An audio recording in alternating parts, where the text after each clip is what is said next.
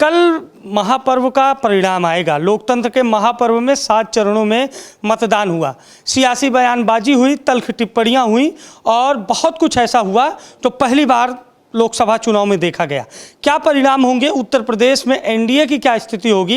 क्या 400 का आंकड़ा एनडीए पार करेगा पूरे देश में?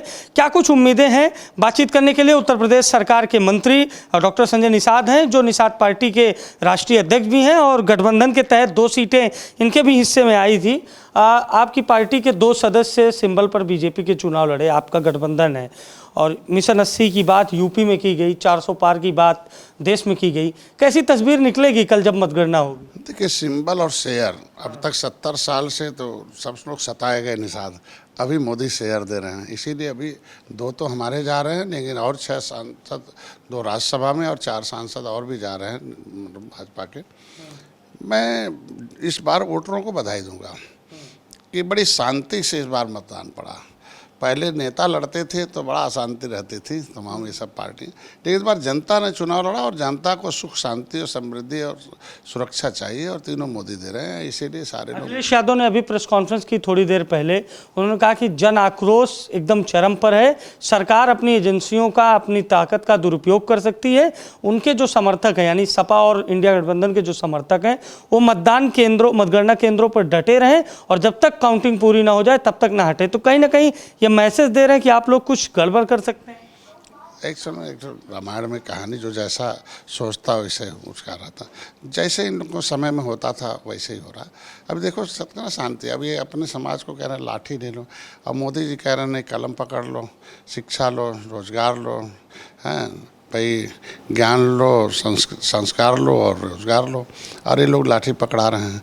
आज के दिन में अंतर है ना। आज मैं ये कहता हूँ कि भरोसा रखना चाहिए। आज के दिन में जन आक्रोश है किसके प्रति?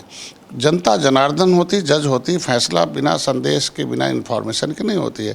मीडिया, सोशल मीडिया ने कांग्रेस, सपा, बसपा के पूरे 70 साल के सारे इतिहास भूगोल को जनता के सामने परोस दिया, और मोदी का 7 साल का इतिहास, 9 साल का, 10 साल का इतिहास दे दिया।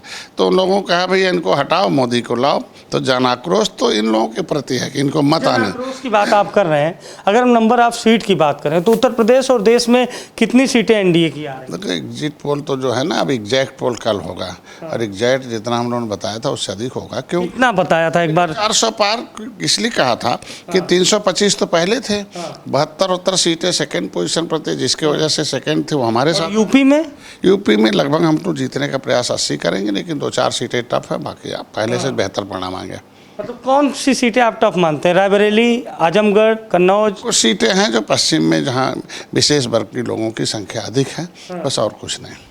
आश्वस्त है एकदम 400? निश्चित रूप से आश्वस्त। अच्छा, एक सवाल है, लोग कह रहे हैं कि पूर्व केंद्रीय मंत्री मेनका गांधी की सीट फंस गई है सुल्तानपुर में।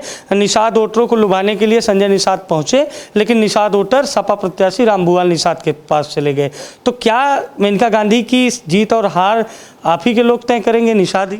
पूरे देश में, प्रदेश में निषाद देखोगे, हाथी लाठी 786 एक हो गए थे 2019 में, लेकिन निषाद मोदी के साथ खड़े हो गए, जीते।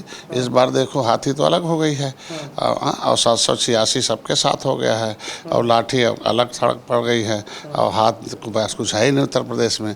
और देखो निषाद हैं, निषादों ने अपनी समस्याओं के समाधान के लिए खुद पार्टी बना रखी, और पार्टी मोदी अमित शाह तक खड़ी बड़ी है।